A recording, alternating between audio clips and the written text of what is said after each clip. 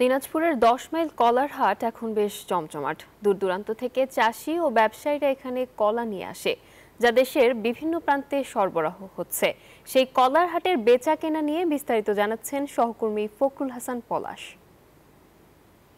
আমি এই মুহূর্তে রয়েছি দিনাজপুর ১০ মাইল এলাকায়। এখানে সবচেয়ে বড় আসলে দেশের সবচেয়ে বড় কলার হাট এটি, এবং এখানে কিন্তু আমরা দেখেছি যে একেবারে ভোর থেকে দুপুর পর্যন্ত কিন্তু এখানে সেই কলাগুলো কিন্তু বিভিন্ন জায়গায় কিন্তু কৃষকরা এখান থেকে নিয়ে আসেন এবং দেশের বিভিন্ন প্রান্তে কিন্তু এই কলা চলে যাচ্ছে। তো আমি যদি একজন ব্যবসায়ীর সাথে কথা বলি যে আসলে আপনারা কত জায়গায় কলাগুলো পাঠাচ্ছেন এবং এখন সরবরাহ কেমন, কৃষক কেমন লাভ পাচ্ছে? কৃষক মোটামুটি লাভবান। এখন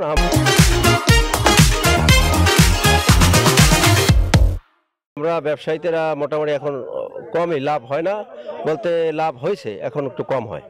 লাভ হয় না তা না, তাহলে আমরা চলি কিভাবে? লাভ হচ্ছে কিন্তু কৃষক লাভবান। কিরকম দামে কিনতেছেন?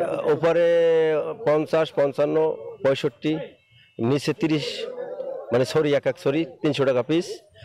আর বাংলাদেশের কত জায়গায় এখান থেকে চলে যাচ্ছে? এবারে ৬৪ জেলার মধ্যে ৫০ জেলায় যায়। কৃষকরা কি বলছে, তারা কি আসলে এই দামে কলা দিয়ে লাভবান? কলা দিয়ে লাভবান।